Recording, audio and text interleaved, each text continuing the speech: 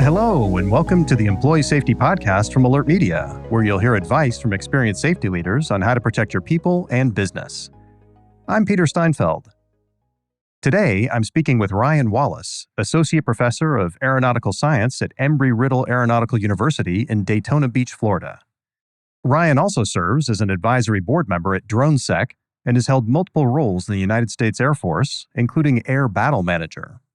In this episode, Ryan explains the substantial risk that drones pose to businesses and why every organization should have a mitigation plan for this often overlooked security concern. Let's listen in. Hey, Ryan, thanks for being here. It's a pleasure to be with you here today, Peter. All right, well, let's go ahead and get into it. I know you've become an expert in unmanned aircraft systems, or UASs. That sounds like a pretty broad category. So could you share with our audience what they are and why businesses should be concerned about them? Absolutely. Well, most of us are familiar with remote controlled aircraft. UAS operate in a very similar way, but what makes them so different is the high level of automation. If you've ever flown an old RC aircraft, you had to be really proficient to operate it without crashing it. But with UAS, the automation makes up for all that lack of skill. Anyone can be proficient in their operation. They also have sensors, cameras, and other kinds of equipment on board, basically making them like a flying phone or a computer. You know, you just brought back a memory because someone gave me an RC aircraft a long time ago. This is probably 15, 20 years ago. Put it together. I was all excited, took it out to a big field, and we launched it. And I guess a wind gust came along and it just nosedived into the ground and the battery popped out, couldn't find it. And that was my only experience flying. That was my experience too. The first time I flew one, I crashed it. And I think that's probably the experience most folks that have flown them have had. Well, what are drones capable of when it comes to disrupting businesses or employee safety? They really provide a new threat vector for bad actors. And the big concern here is the unique capabilities that they provide. So consumer-grade drones, which is the kind of drones you can buy off the shelf, are generally equipped with lots of automation. Even a novice is able to fly them with very limited experience and very precisely control them. Now, traditionally, organizations haven't had to worry about this threat vector, but now UAS provides a very inexpensive aerial capability for monitoring, delivery of illicit substances, dangerous materials, devices, and used improperly, UAS can also cause interference, potentially disrupting operations for an organization. Over the last several years, we've seen a couple of examples how UAS are causing interruption. I think the most notable is Gatwick. Gatwick Airport in the United Kingdom during the busy travel season of Christmas 2018 basically caused a 3-day interruption. And Gatwick's a pretty large airport. They're the second largest in England, the 8th largest in Europe, and they only have one runway. It's slot controlled, meaning that every minute of that runway is accounted for. And during the incident, a drone was spotted for about a period of 30 hours on and off, and it disrupted more than 1,000 flights and stranded about 100,000 passengers. And this would ultimately cost the airport about $5 million, and the airlines would lose almost $60 million. So pretty significant interruption. Wow. When people think about drones, that's typically what they think of. It's like someone's going to interfere with a commercial aircraft or military aircraft or an airport. But how common are these types of drone attacks and why have they been overlooked for so long? I wouldn't say they're particularly common, but it's a new threat vector. It's emerging. So you're really seeing that it's changing as that threat vector is becoming more popular. Part of the reason we haven't heard about them is that emergence issue. Organizations, first of all, they're not prepared to recognize that there's a potential security or a safety issue, and they're really not prepared to respond to the kind of threat either. So unlike where you have an established threat vector, bad actors are coming up with new and creative different ways of adapting this technology. So we really don't know all the different ways that UAS can be used to cause problems in these organizations. And then finally, there's a real strong growth in the number of UAS being flown. So according to the FAA, we think there's about 1.8 million recreational drones out there and almost 900,000 commercial drones. And those are less than 55-pound drones. So this number doesn't even represent all the drones that are unregistered or go unreported to the FAA. So the problem is getting more challenging because the numbers are growing. So I was in a store yesterday, like a typical big box store, and I saw they had 3 or 4 different drones you could buy. One was like over $1,000, one was a little over 500, and one was like $200 or $300. Is that why you're seeing so many out there because they're so inexpensive? They are inexpensive. The other thing that causes is they're replaceable. So if someone does something and they realize they shouldn't have done that, or God forbid, they have intent of causing some sort of problem, all they do is abandon their drone, go buy another one. And so it makes it challenging. You can't do that with, say, an aircraft. It's infeasible. It's not financially viable. So that's one of the challenges that makes it much more difficult. And is there a license that someone has to have? I think I've heard something about the trust or something like that, the Recreational UAS Safety Trust. Sure. So there are technically different licenses depending on the type of operation you want to perform. If you want to perform a commercial operation, there's a license associated with that. They call that the Part 107. And if you want to do recreational operations, you can do it under the trust program. But you got to remember that an illicit actor may not be interested in getting a license, and enforcement of that is a little bit challenging right now because it's hard to figure out whether or not someone's licensed or not. So there really is no way to stop people to do this. Now, I'm not going to say there's no way to stop people, but it's particularly challenging. Well, how are government agencies currently responding to the different drone threats out there, and what are the limitations of these responses?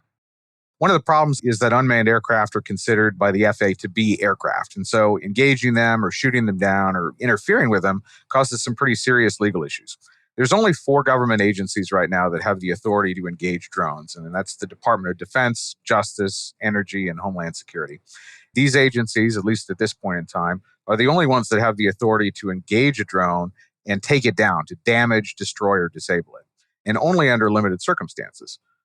Generally, when we engage these active protection measures, they have some very limited scope that we can use them, and only with high-level agency approval. So the federal government's currently looking at expanding these authorities to local law enforcement, but that's still very much in the early stages.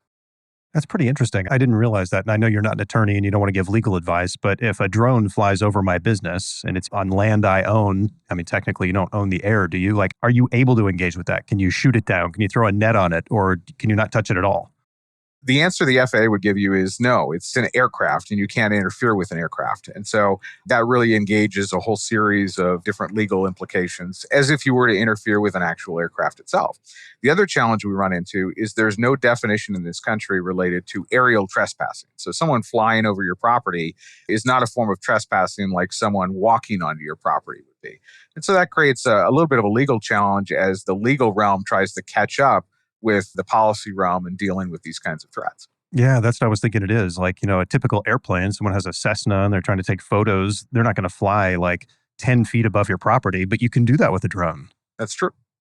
And the problem that we run into, as I mentioned, is the number of drones make it different. When we're talking about helicopters flying over your house, it becomes financially unfeasible for someone to hang out there for a long time. It's very expensive and most people don't have access to that equipment. But if you can go and buy a $200 or $300 drone and you can change the batteries all day long, you can really cause interference for somebody or potentially harass them in that way. So what are the specific things an organization can do to develop or enhance their drone preparedness? Perhaps the most important thing is for organizations to really start developing an awareness of the drone activity that might be going on around them. There's several companies that offer different kinds of detection or airspace awareness services, and these products can be valuable, especially to some organizations, especially those organizations that have the potential for interference or if they have a potential for drones causing a severe consequence for that organization. Another suggestion is to be aware of the local drone laws. So although the drone operations are generally regulated by the Federal Aviation Administration, each state, and in some cases even as low as municipalities, have established their own laws or ordinances or sometimes even policies related to drone use. So these laws and restrictions are not consistent from state to state. So it's really important to know what laws apply to the respective location. And then finally, it's a good idea to look up your local FAA Law Enforcement Assistance Program or LEAP officer. Each region has designated LEAP officers, and these are federal law enforcement officers that are tasked with coordinating with local law enforcement agencies to enforce FAA regulations and the crimes associated with aviation, which include drones. They're very familiar with drone issues, and they can be a great resource if there are concerns about certain drone operations around an organization. So if you see a drone that's encroaching on your area and you're concerned, you don't call 911. There's like a number you call for these organizations? Well, I will say that a lot of people do call 911 and they find out very quickly that oftentimes 911 doesn't even really know how to respond to these kinds of issues. They generally don't have the equipment to locate the operator. They may not have the expertise to deal with the situation. So law enforcement assistance program really provides some of that expertise because they deal with these issues regularly. Interesting. Would you say, like, if the drone is immediately impacting your organization, like they've dropped something on the property or it's interfering with people's ability to be productive, that's when you might call 911 versus if it's just someone off in the distance doing some kind of intel gathering, then you might want to engage with the leap officer? Well, and more often than not, law enforcement will or should be engaging with the LEAP officer as well. They're designed to be a resource for local law enforcement, and they can Okay. aid in the actual prosecution for violation of certain FAA rules. And so that's what they're there for, is to assist local law enforcement. And what are you seeing these bad actors are doing with drones? It seems to me like there are folks who are trying to do something bad, but that's like maybe 2, 3, 4, 5%. The rest of people, I think, are probably just curious and they would just want to like look at things. Are you seeing that people are using these really maliciously or just not a whole lot yet? It's just a threat that could pan out in the future. We're seeing evidence that there are some areas or pockets of pretty serious threats. We see a lot of activity along the southern border where drones are being used to deliver narcotics, potentially to track different law enforcement agencies like the Border Patrol and so on. So that's one pocket where we have fairly serious challenges. Mexico, for example, is seeing a lot of activity of drones being used by some of the drug cartels, which is another challenge. And in the past, we had a great example where a drone was even used to aid in the escape of a prisoner. And I think it was North Carolina, a prisoner by the name of Jimmy Cosby was assisted by a drone that delivered a pair of wire cutters where he was able to break out of a prison Wow. using a delivery. And so prisons are having a real problem with a combination of illicit substances and other types of devices and things that are carried by drones. So that's a real challenge, but it depends heavily on the organization. Interesting. Well, if drone defenses aren't where they need to be yet, how do we get there?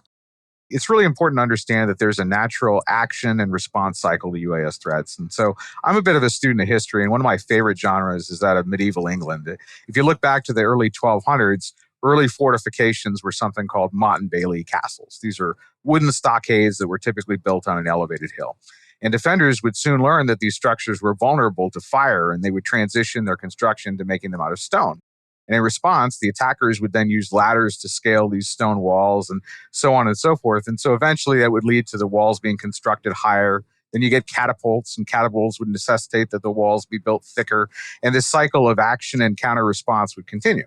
So the takeaway here is really that the novel methods are being developed by bad actors for using UAS, and that security measures are going to follow to mitigate those risks. Effective security measures really leads to bad actors developing new methods to circumvent that security. Another method or initiative that really supports security implementation is that of something called the Domestic Counter Unmanned Aircraft System National Action Plan. That's basically an initiative by the Biden administration to continue working on implementing a strategy for centralizing and developing counter UAS capabilities. And this includes things like training, incident tracking, research and development, interagency coordination and support. And really, that's one national level effort to try to support getting in front of this particular threat vector and making national agencies prepared to respond for it. Do you see that the legal landscape is changing, or are the legislatures, I guess, federally and in the states, are they doing something about this, or is it just kind of languishing? I think we're starting to see that change. A great example of that, you see that incidents themselves drive change. And one perfect example is several years ago, I believe it was about 2018, an individual attached a firearm to a drone and then fired it. It was an 8-second video that showed up on YouTube. And within about 6 months, there were several states that immediately implemented laws that would prohibit drones from attaching certain kinds of weapons. And that law would eventually be codified at the federal level too. And so I think a lot of the incidents are going to drive that. So I know that Amazon and some other organizations are looking at drone delivery. How is that going to impact this when you suddenly have drones flying all over the place? Well, I think the biggest challenge is trying to identify the good drones from the bad drones. And so it's very difficult to identify intent of an unmanned aircraft system. So, how do you know which drones are the ones that are causing problems and which drones are just doing their job, either making a delivery or even the recreational operator trying to get good pictures? It's very difficult to distinguish them from the people trying to use them in an illicit fashion. So do you think there'll be some kind of licensing system going forward where if you buy a drone at a local big box store, you have to register it before you get it? Many years ago, they actually did implement a registration system, but not at the point of sale. There is a requirement to register unmanned aircraft with the Federal Aviation Administration, and there's actually pretty hefty fines if you fail to do that. Do you see other types of drones coming out that are different from what we have today that are, I guess they're in the air? I remember that, what was that movie, Minority Report, where the guys would throw the little drones, but they had feet and they'd run around like spiders. Do you see stuff like that coming out in the future? It's hard to predict what the next batch of technology is going to include, but I will say this. I mean, everything you can imagine is probably going to become truth one day. It's always amazing to me is you wait 6 months and you see what the next greatest technology is in drone technology. And it's truly impressive what some people are doing with these devices. Now you can get the drones to follow you automatically. In many cases, the drones have different automated capabilities. You really don't have to have a lot of skill anymore. So the truth is, I have no idea where it's going to go, but I can tell you it's going to be impressive. Well, any final thoughts to share on drone-related risks, but through the lens of like safety, security, or business continuity professionals out there that listen to this show? I think the big takeaway is, like most other threats, the key to addressing this challenge is really to be proactive and aware of the potential threat. So safe and secure organizations are always ones that are learning and always vigilant. That's a great way to end it. Thank you so much for being on the show. I really never realized how impactful drones could be on the average organization. I think most people, like me, probably think that it's just an issue for the military or really big venues and not them. So this has been pretty enlightening. It's been my pleasure. To learn more about Ryan and his work with unmanned aircraft systems, click the links in the show notes. For video highlights from today's episode, just search for Alert Media on YouTube. Don't forget to subscribe, rate, and review the show wherever you get your podcasts. Stay safe out there. Thank you for listening to the Employee Safety Podcast from Alert Media, the industry's most intuitive emergency communication and threat intelligence solution. To learn more about how to protect your people and business during critical events, visit alertmedia.com. Until next time.